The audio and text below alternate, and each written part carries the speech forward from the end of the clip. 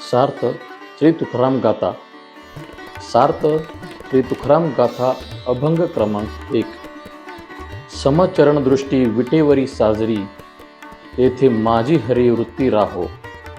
आनिक न लगे माईक पदार्थ, तेथे माझे आर्त नको देवा. भ्रमदिक पदे दुःखाची शिरानी, येथे दुच्चित झनी जडो देसी. तुका म्हणे त्याचे कळले आम्हा वर्म, जे जे कर्म धर्म नाशवंत. याचा अर्थ, हे हरी, तुझी साजरी मूर्ती विटेवर उभी आहे. त्या मूर्तीचे चरण सम आहेत, तुझी दृष्टी सम आहे. अशा तुझ्या ठिकाणी माझी मनोवृत्ती सतत स्थिर राहो. हे देवा, मला आणखी कोणताही नाईक पदार्थ नको.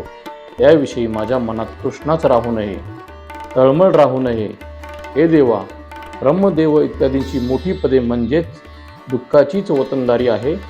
माझे दुश्चित होऊ नये आणि माझ्या मनात त्या पदांची इच्छा चुकूनसुद्धा उत्पन्न होऊ देऊ नकोस.